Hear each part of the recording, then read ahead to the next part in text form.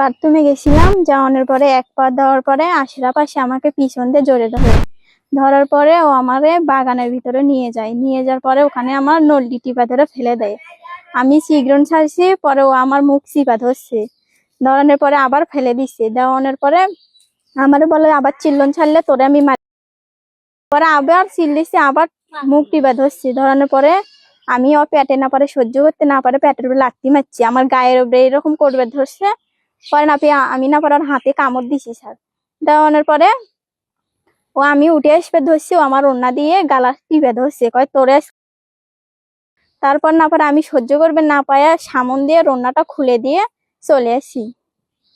ও আমার নল্লি টিপা ধরছে, গলা মুখ চিপা ধরছে। নানি পাগল কানে শোনে না। আমার নানা বয়স্ক, তাই সে দোকানে গেছে।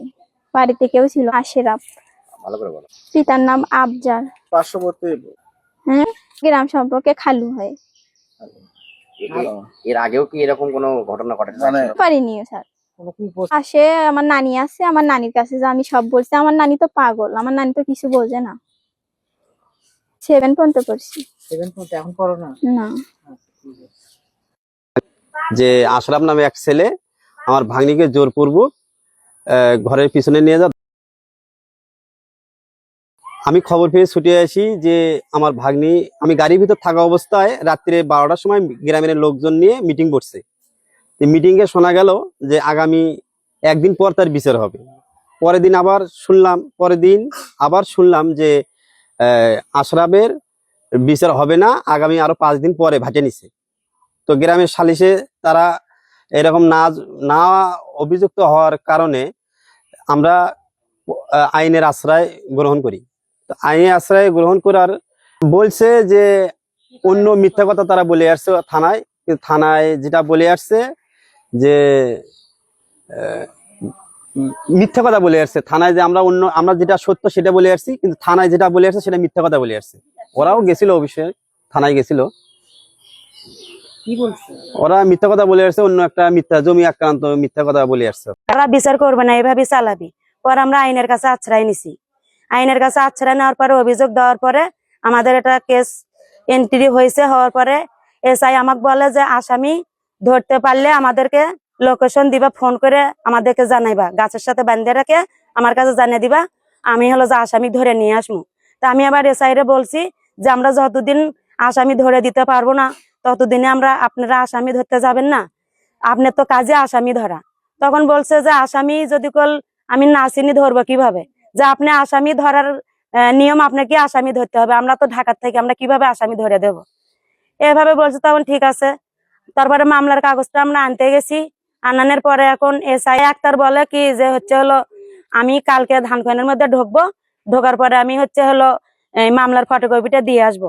আসার পরে এসআই আক্তার আমাদের বাড়িতেও কিছু কথাবার্তা সাক্ষীটা নিচে নেওয়ার পরে বাড়িতেও গেছে, সেখানেও যা কিছু কথা বলার পরে ওখানে একটু রাগারাগি হওয়ার কারণে পরে এসআই আক্তার আমাকে আর মামলার ফটোকপিটা দিছে না। আমাকে ঝাড়ি দিয়ে বলছে যে আজকের কথা আজকে যায় তুমি ফটোকপি নিয়ে আসবা। পরে আজকে আমি গেছি, যাওয়ানোর পরে আমাদের পার্শ্ববর্তী এক ভাইয়ের জমিন নিয়ে দ্বন্দ্ব, ওগুলো কথা আমাকে ধরে তুলছে এসআই আক্তার। তখন আমি এসআইরে ঝাড়ি দিয়ে বলছি যে আমি যে মামলার জন্য আছি সেই মামলার কথা আমাকে বলবেন, আমার কেন মানুষের মামলার কথা বলেন। তারপরে আচ্ছা ঠিক আছে আমার সাথে নিচে আসো। আসার পরে মুন্সির কাছ থেকে আমাকে আজকে ফটোকপি নিয়ে দিছে, আমি বাসায় চলে আসছি। আমার কথা এই পর্যন্ত। সেনের কাছে পুরো বাংলাদেশের কাছে মাননীয় প্রধানমন্ত্রী তারেক জিয়ার কাছে আমার একটাই দাবি, আমি ওই মেয়ের বিচার চাই, কারণ ওই মেয়ে অসহায়, পৃথিবীতে আর কেউ নাই। আমি ওই অসহায় মেয়ের বিচার চাই, আমি আর কিচ্ছু চাই না। আমি বাংলাদেশ প্রশাসনের লোক যত আছে, মিডিয়ার লোক, মাননীয় প্রধানমন্ত্রী তারেক জিয়ার কাছে আমার আবেদন, আমি ওই অসহায় মেয়ের বিচার চাই, আমি আর কোনো কিছু চাই না। গ্রাম ধানখনিয়া, পোস্ট রথের বাজার, থানা গোবিন্দগঞ্জ, জেলা গাইবান্ধা। এখানে আমাদের একটা মেয়ে, এই মেয়েটাকে জোর করে আমরা এর জন্য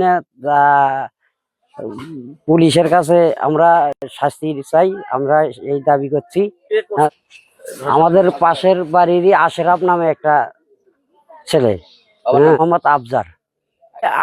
আমি তো দোকানে, আমি দোকানে ছিলাম, যে 8টা সাড়ে 8টার মধ্যে বাড়িতে কেউ ছিল না। ওই মেয়েটা একাই ছিল। মেয়েটাকে জোর করে ওই জঙ্গলের ভিতরে নিয়ে যায় আর কি হচ্ছে আর কি। এখন মেয়েটার বাড়িতে কেউ ছিল না, এখন মেয়েটাকে নিয়ে যা যদি তাহলে তো আমরা কিছু বলতে পারতাম না। এই জন্য আমরা দাবি করছি যাতে শাস্তি হয়। ছিলাম তা আমার ওই পাশে আমার ভাই বই আর হলে আমার দুই ভাই বই বলতেছে, আমি করছি কি হয়েছে, আমি দোকান থেকে আসে বলিচ্ছি মগরবের নামাজ পড়ি, তাহলে বলিচ্ছে যে কি হলো এই এই এই ঘটনা আমাকে আবদারের বেটাওয়ালা ধরে আরার মধ্যে নিয়ে গেছিল, নিয়ে যায় সেখানে নাতি মেরে নাইতে পাং মেরে থুয়ে আমি অন্য টন্না পাং মেরেছে বলে আসছি, যা কয় আমার কাছে এসে গায়ের খালি গিটগিটি কাঁপুচ্ছে, কয় শোল কান দিচ্ছে, কান দেখে নোংরা নোংরা উঠে গেছে। আমি ওই কথাই শুনলাম এটি চিল্লাচিল্লি করে যা এখন মনে করো ওই পরে কান্নাকাটি করতেছি, এখন কি হয়েছে কি হয়েছে কি হয়েছে মানে কি হয়েছে, তাহলে আমার যে এমকে পায়খানা দিয়েছে সেটি আমার ধরে নিয়ে গেছে, নিয়ে আমার গলা ধাক্কা করে দিয়ে ফেলে দিছে, আশরাবে গলা ধাক্কা দিয়ে ফেলে দিছে, দিয়ে ওই বেলা একটা নাতি নিয়ে দিয়ে উঠছে, তারপরে ফির ধরছে অন্যটা নিয়ে, সে অন্যটা না হুসিয়ে দিয়ে আমার কাছে গেছে, যা কান্দাকাটি কি হয়েছে মানে কি হয়েছে, কয় বেলা আমাকে এমকে আশরাবে ধরছি। আমরা কি চাচ্ছেন এখন? আশরাবে একটাই দাবি, আমরা আসামির বিচার চাই।